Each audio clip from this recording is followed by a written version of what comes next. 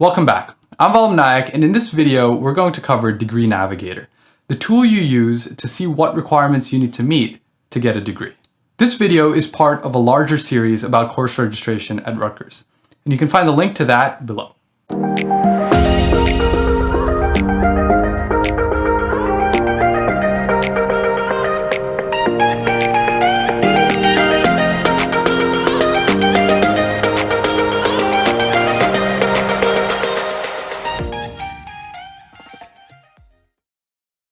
Let's start by going to my.rutgers.edu and logging in.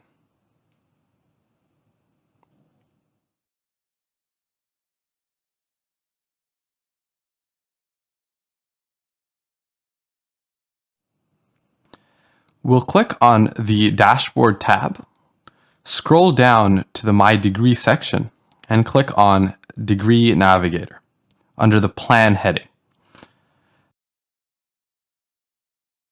That should bring us to nbdn.rutgers.edu. We'll click on Student Login and sign in with our NetID and password. This should bring us to the home page.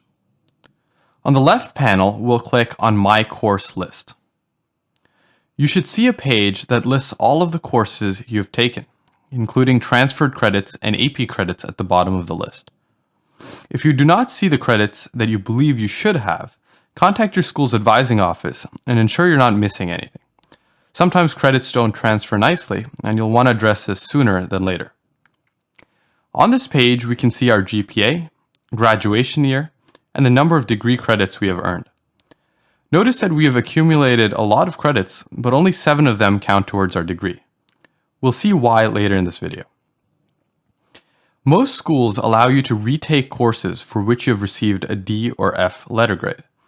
We can see this was done for course 220-102, where the student received a D during the spring 2016 semester, but then retook the course in the fall 2016 semester and got a C.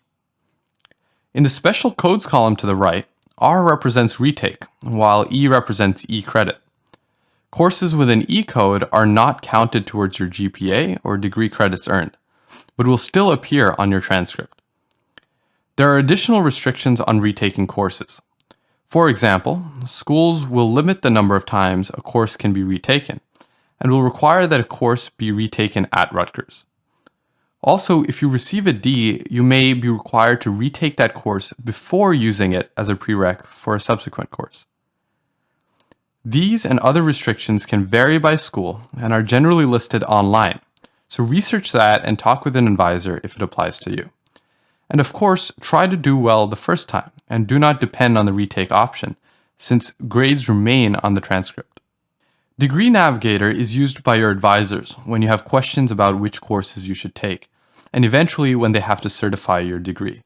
So understanding how to use Degree Navigator will help you get the most out of academic advising.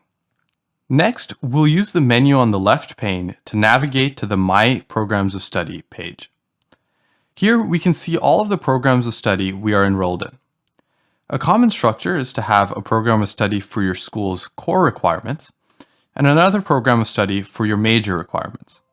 Additionally, you can add programs of study for minors and concentrations, and we'll see how to do that shortly. Let's start by clicking the icon under the Audit column. On this page, we can scroll down and we see several requirements. For each requirement, we can see a description of which courses will satisfy that requirement. If we scroll back up and take a look at the legend, we see that Degree Navigator marks each of the courses based on their completion. For requirement 1, we have completed both of the courses. We can see which courses count towards this requirement with check marks to indicate that we have passed them. We also see a check mark next to the requirement. If you're currently enrolled in a course, that course will appear under the relevant requirement with a green circle next to it. If you indicate that you plan to take a course, it will show up with a yellow square. Let's scroll down to an incomplete requirement, indicated by an X next to the requirement name. Requirement R3 is incomplete. This requirement asks us to take one course from each of the two sets of courses. We have completed a course from one of these sets, but let's see which course we need to take to satisfy the other set. We'll do this by clicking on the set name. That gives us a list of courses in this set. I'd like to take Art and Medicine, course 082-277. I can either add it now by clicking the icon under the Plan column, or I can click the View icon to see more information about the course, and then click Add to Plan at the bottom. In the dialog, we'll select Future for the term and add the course. Remember, you are not registering for courses in Degree Navigator. It is a planning tool to track and understand requirements. We can also add courses by clicking on the Search tab at the top. We'll click Search Courses, and we see several ways in which we can search for courses.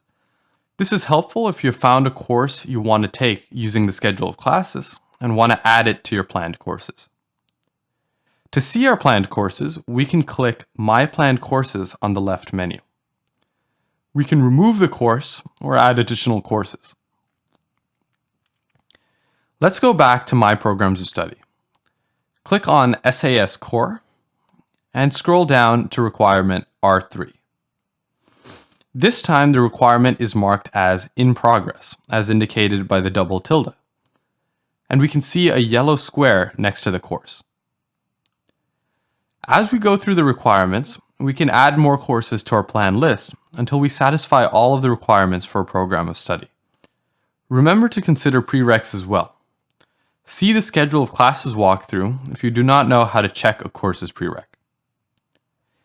Finally, we'll see how to view the requirements for a program of study we're not currently enrolled in. This will help you evaluate how many requirements you've already fulfilled when selecting a major or a new minor. Let's click on Search in the top menu. We'll search for programs of study, and here we'll search for Film by the subject name. I want to see what requirements exist for a certificate in digital filmmaking. So I'll view the program requirements by clicking the icon on the right. On this page, we can see that we need 8 courses to get the certificate.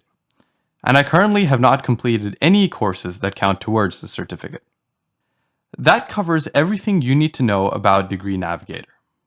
If at any point you get stuck or need further assistance, you can contact your school's advising department.